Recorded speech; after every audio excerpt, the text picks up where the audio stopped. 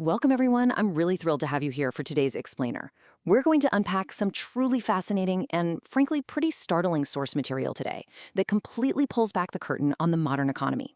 You know, we constantly hear one very specific story on the evening news, but our source text suggests a totally different reality is playing out behind closed doors for most people. Today, we're diving into the invisible debt trap and looking at exactly why the traditional American dream feels fundamentally broken for so many right now. Let's get right into it. Okay, so let's tackle this cognitive dissonance head on. On one hand, you've got the official story we're constantly fed. The stock market is hitting record highs, unemployment looks incredibly stable, and politicians are eager to tell us that inflation is finally cooling down. But then you look at the reality our source material highlights. We're talking maxed out credit cards, rapidly shrinking savings accounts, and quiet layoffs sweeping through major industries. The data points to this absolutely massive disconnect between Wall Street celebrations and the harsh, lived experiences of the American middle class. And that brings us to our first major section of the explainer, the economic illusion, and the staggeringly high cost of just surviving. For decades, we all knew the rules, right? You work hard, build a solid credit score, contribute to your 401k, and you get stability. But today, just look at this number, $180. The text brings up a super relatable example. A standard grocery run that might have cost you $100 just a couple of years ago is easily hitting $180 or more today. And here's the catch about inflation that the sunny headlines completely gloss over. When they say inflation is coming down, it literally just means prices are rising a little bit slower than they were before. It definitely does not mean prices have magically returned to normal. That extra $80 at the checkout counter? Yeah, that's a permanent reality now. So you might be wondering, how are people actually managing this permanently higher cost of living? Well, that leads us to Section 2, the invisible debt engine, or basically, borrowing just to live. The source frames this dynamic with a brilliantly accurate quote, "Financial desperation disguised as consumer confidence." Think about it. When consumer spending numbers come out, they might look incredibly robust on paper, giving the illusion of a booming economy. But the data shows people aren't swiping their credit cards for luxury vacations because they're feeling financially invincible. They are charging basic groceries, gas, and utility bills because they have absolutely no other choice. It's a really dangerous illusion. And our source maps out exactly how this turns into an inescapable cycle. First, families are forced to use credit just to cover the essentials. Then, boom, they get hit by aggressive federal interest rate hikes, which, ironically enough, were supposed to help fight inflation. Next, those higher rates mean your monthly payments are barely even making a dent in the principal balance. And finally, the debt ends up growing so much faster than your income ever could. The actual cure for inflation ends up trapping ordinary Americans. This staggering statistic really brings it all home. Thanks to those aggressive rate hikes, a huge number of Americans are now paying over 20% annual percentage rate on their revolving credit card debt. Just to put that into perspective, for every $100 of debt you carry, you're throwing away $20 just for the privilege of owing it. When you're losing a fifth of your balance to interest alone, staying on top of other basics like a car payment or a mortgage, it just becomes totally unmanageable. The source argues it creates this brutal quicksand effect for the middle class. All right, let's shift gears and look at Section 3, the greedflation factor and corporate advantage. Economists cited in our source have coined a pretty buzzy term for what's going on behind the scenes, greedflation. As they define it, this is the phenomenon where corporations quietly expand their profit margins, all while using the broader media narrative of inflation as a super convenient smokescreen. It gives them cover to permanently raise prices way beyond what's actually necessary to cover their own increased costs. And the crucial takeaway here is the power imbalance. Large corporations have the massive advantage of simply passing any higher costs directly down the line to the buyer. But everyday consumers, we are completely trapped. You literally cannot opt out of buying food, paying for a roof over your head, or getting health care. The source notes that this absolute lack of power for consumers is what's driving the widespread feeling that corporate profits are booming at the exact same time everyday life is getting exponentially harder.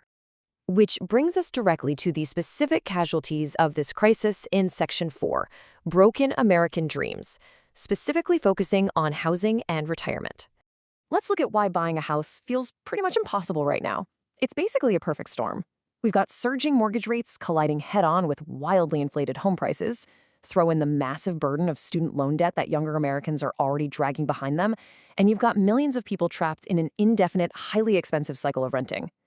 The source points out that this immense financial pressure is quite literally forcing an entire generation to put life on hold, delaying marriage, putting off having kids, and abandoning long-term financial planning because basic survival just has to come first. But this isn't just a young person's problem. It heavily impacts older generations too. The text highlights a really tough reality.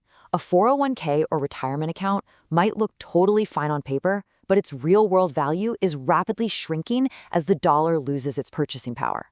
Basically, that nest egg just doesn't buy nearly as much as it used to. As a result, tons of older Americans are being forced to indefinitely postpone their retirement. With healthcare and housing costs skyrocketing, the fear of literally outliving their life savings has become a huge growing theme in the data. So, what does this all mean for us as people? Let's pivot to Section 5, the psychological toll, looking beyond the GDP. What's really fascinating here is how our source points out that the official metrics completely miss the mark. A growing GDP and stable unemployment data absolutely fail to capture the reality on the ground. We're talking about people working 2 or 3 jobs just to keep the lights on, or having less than $1,000 in emergency savings, agonizing over whether to pay this month's rent or a looming medical bill. This severe financial anxiety and burnout proves that millions are genuinely struggling behind closed doors, completely regardless of what the headline statistics are trying to tell us. And because of this glaring disconnect, we're seeing a massive societal shift. The text outlines a totally understandable collapse of institutional trust. Among the working class, there's a rapidly growing belief that the whole system is just inherently skewed. Faith is plummeting when it comes to banks, politicians making empty promises, Wall Street's priorities, and institutions like the IRS. Analytically speaking, there's this profound sense emerging that the financial system really only works for people who already own assets, while inflation acts like a stealth tax that's slowly draining the middle and lower classes. To make matters even more complicated, add social media into the mix. It creates this sparkling, curated illusion that everyone else is out there thriving, buying houses, and taking lavish vacations. But the source points out the really painful irony here. Millions of those exact same people are secretly buried in credit card debt and in an absolute state of panic about their future. It's an incredibly exhausting double life, right? Trying to maintain a flawless aesthetic online while privately agonizing over next month's rent. And that brings us to our final section for today, a fragile foundation and the normalization of survival. The experts cited in our source issue a major warning here. They argue we are looking at the exact anatomy of a giant bubble. Look at these structural flaws. You have an economy built almost entirely on consumer debt, artificially inflated asset prices, spending driven by credit rather than actual cash, and virtually zero emergency savings left to absorb any kind of shock. They warn that even a minor spike in unemployment or a slight tightening of credit could easily trigger mass layoffs and bankruptcies, simply because the safety net is completely gone.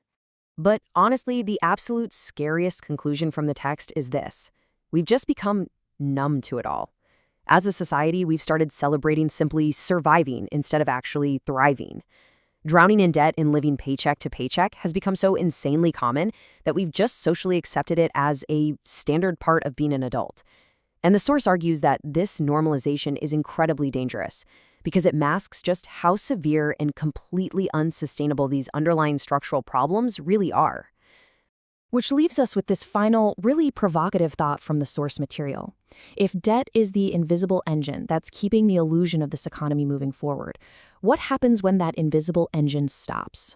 How long can this massive gap between the sunny official economy and the brutal everyday reality last before the pressure finally explodes? It's definitely something we all need to seriously chew on. Thanks so much for joining me on this explainer today, and remember to always keep questioning what's actually going on beneath the surface.